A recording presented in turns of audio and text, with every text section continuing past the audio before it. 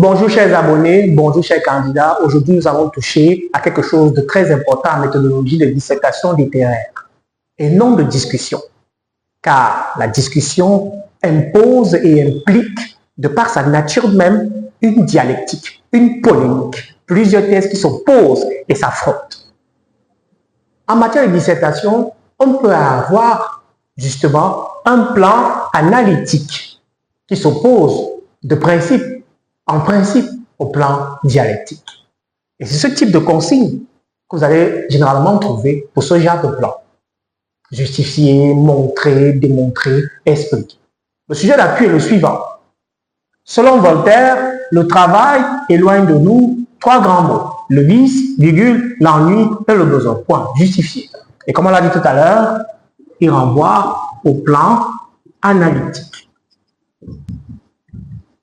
ou expositif. Et dans analytique, on a analyse. Pourtant, on nous dit qu'analyser renvoie au plan dialectique. On en revient là. Le savoir atterri pour cette leçon est simple. L'élève doit savoir disserter selon ce type de plan. Et nous verrons dans cette vidéo qu'il y a plusieurs types de plans possibles pour un même sujet. Comme ce sujet-ci. Alors, commençons par le travail du brouillon pour mieux étayer nos travaux.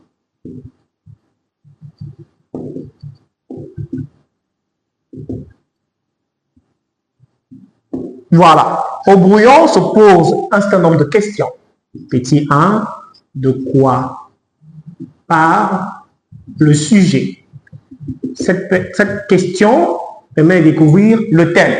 Et c'est clair que le sujet parle du travail. On va donc mettre là, thème du sujet. Mais qu'est-ce que le travail? C'est important de définir la notion de travail car le candidat à l'introduction peut commencer son préambule par définition du concept de travail. On va dire que le travail est une occupation professionnelle qui permet aux conseillers, aux travailleurs de gagner des revenus afin justement de satisfaire à ses besoins. Et on va faire une petite nuance entre un travail et un emploi. Le travail est une occupation qui génère des revenus et n'est pas forcément un emploi codifié. Mais dans le cadre de ce sujet, l'élève du secondaire peut se limiter à une définition assez simple du travail. Et la deuxième question est simple. Que dit le sujet?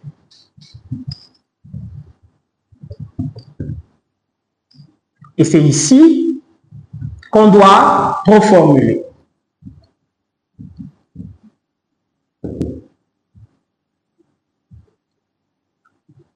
Bien, une reformulation doit être plus simple, plus courte et plus claire que le sujet. Le travail éloigne de nous trois grands mots. Analysons bien la citation et le contexte de la pensée de Voltaire. Il écrit cela dans le livre intitulé Candide, un livre qui est purement philosophique. Et lorsqu'on étudie, lorsqu'on analyse de près cette pensée, on considère que l'homme est ici et les trois grands mots sont là-bas. Voltaire rejoint donc un certain Jean-Jacques Rousseau, qu'on va utiliser tout à l'heure dans l'exercice d'application. L'homme n'est bon, c'est la société qui le corrompt. Ça veut dire que le vice, l'ennui et le besoin sont ici dans la société. Et l'homme est séparé de ces vices-là. Le travail permet donc à l'homme de fuir ces vices. Comme reformulation, on peut donc dire que le travail permet à l'homme d'échapper à ces fléaux. Point. Ici en 3, on va simplement parler de l'orientation du sujet. Pourquoi je parle d'orientation? Si c'est justifié et que le plan est analytique, ça veut dire qu'il n'y a pas de problème. S'il n'y a pas de problème, alors il n'y a pas de problématique. Car la problématique, c'est la femme du problème. Le problème, c'est le mari. La problématique, c'est la femme.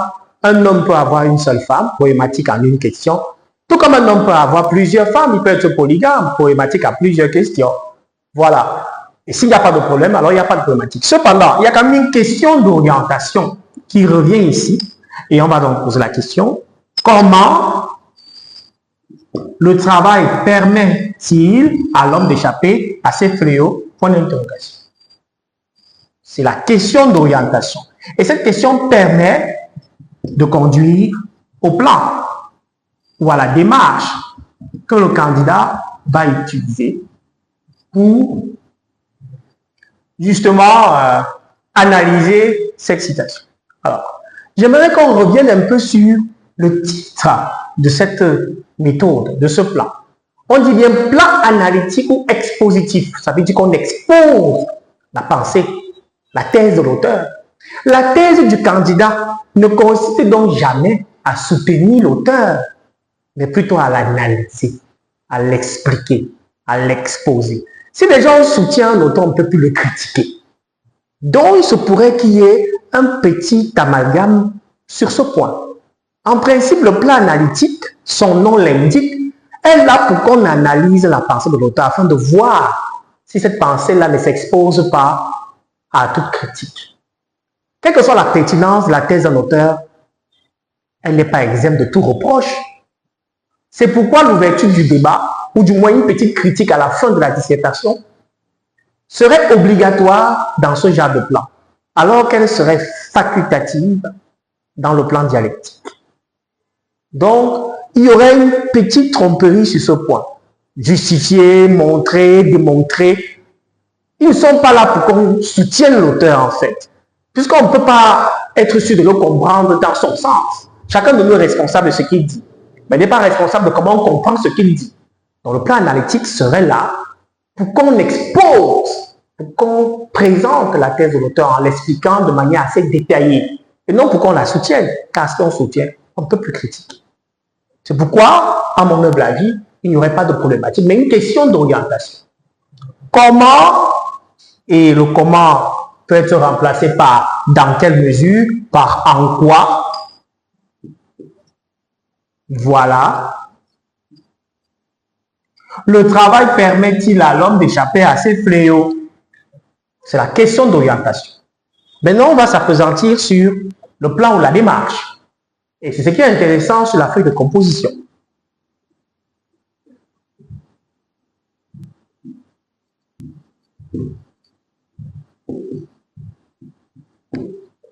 On commence par l'introduction. L'introduction peut être faite de plusieurs façons, surtout au préambule. Au lieu d'opposer les auteurs, on ferait mieux de définir le concept de travail. Le plan n'étant pas dialectique, il n'est pas utile de chercher un auteur qui est contre Voltaire. Ça ne sert à rien. On peut définir le travail comme étant une activité produisant des revenus et permettant ainsi de satisfaire nos besoins. Point. C'est peut-être dans ce contexte-là que Voltaire affirme le travail est loin de nous trois grands mots, le vice, l'ennui et le besoin. Point. Et vous continuez avec l'autrement dit, vous reformulez la pensée de l'auteur.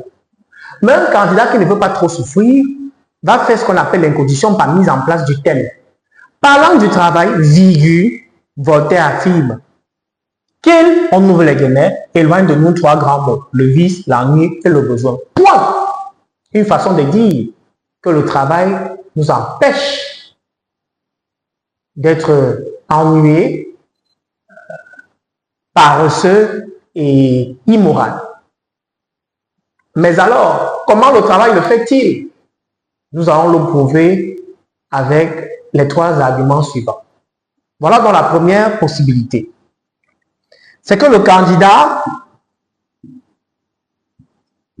peut faire un développement à 3 paragraphes.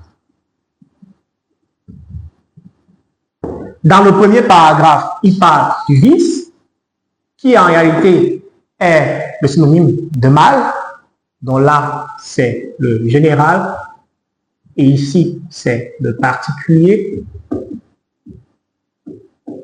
Dans le deuxième paragraphe, il parle de l'ennui. Et dans le troisième paragraphe, il parle du besoin. C'est la première démarche. C'est-à-dire que le candidat fait une introduction, il se 2 ou 3 lignes, il fait un corps de devoir à 3 paragraphes, 2 ou 3 lignes, conclusion. Le plan analytique est bien fait. Autre démarche.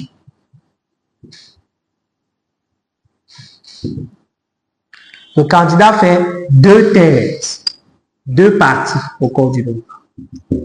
Une partie qui englobe le vice premier paragraphe et l'ennui deuxième paragraphe, et il consacre une partie spéciale pour montrer comment le travail nous éloigne du besoin.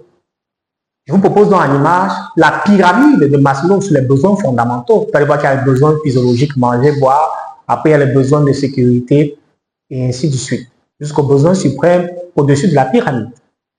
Et cette pyramide montre justement comment critérier les besoins en fonction de leur importance.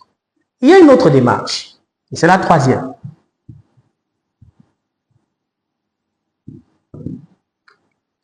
Elle permet au candidat de faire 3 parties avec 2 transitions. Sauf qu'il n'y aura pas de thèse, antithèse, synthèse. Non, 3 parties. Ça veut dire qu'il y a une première partie sur le travail nous éloigne du vice, avec 2 paragraphes. Le candidat montre qu'un homme qui ne travaille pas, qui ne produit pas de l'argent, est dangereux pour la société. L'homme qui a faim est très dangereux. Une partie sur l'ennui après une première transition et une partie sur les besoins après une seconde transition. Voilà donc 3 démarches distinctes. Et le candidat, s'il y aura plus de points dans l'organisation des idées, par son devoir sera structuré. 2, 2, 2. Avec 2 transitions à l'appui. Dans les 3 démarches, s'ils ne peuvent pas donner au candidat le même nombre de points. Ce n'est pas possible. Donc, plus votre corps du devoir est structuré, plus vous avez les points dans l'organisation des idées. Cela n'a rien à voir avec le nombre de points dans la compréhension du sujet, ni dans l'angle et style. En principe, les 3 critères de notation de la copie se veulent indépendants. Même si, sur le terrain, au moment de corriger les copies, il y a souvent les interactions, les interpénétrations entre l'une des rubriques et les autres. Bien, on passe à l'exercice de consolidation et d'application. Un exercice. Selon Rousseau, l'homme n'est bon, c'est la société qui le corrompt. Cette première démarche serait la bienvenue, sauf qu'il y aura 2 paragraphes. Un premier paragraphe sur la bonté naturelle de l'homme, un autre paragraphe sur l'origine sociale de la corruption de l'homme. Mais si ce même sujet est proposé avec une consigne comme discuter, c'est-à-dire à plan dialectique, généralement on prend le second modèle de la citation. Ça veut dire qu'on laisse un peu l'homme n'est bon et on se concentre plus sur la société, le corrompt. Si l'homme n'est bon, ça veut dire que c'est la société qui le corrompt. Victor Hugo, le poète n'est pas un ornement, mais un instrument. En fait, ça veut dire la même chose.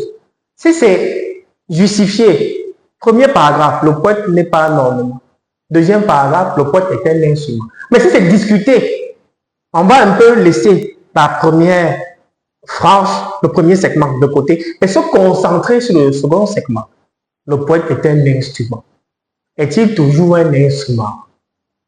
On va un peu revenir. N'est-il pas un spécialiste de l'esthétique? Donc, le plan analytique oblige le candidat à concasser l'intérieur de la citation de l'auteur en plusieurs morceaux afin d'étudier morceau par morceau, point par point, chaque détail analogue, selon l'esprit, selon le contexte social de l'auteur.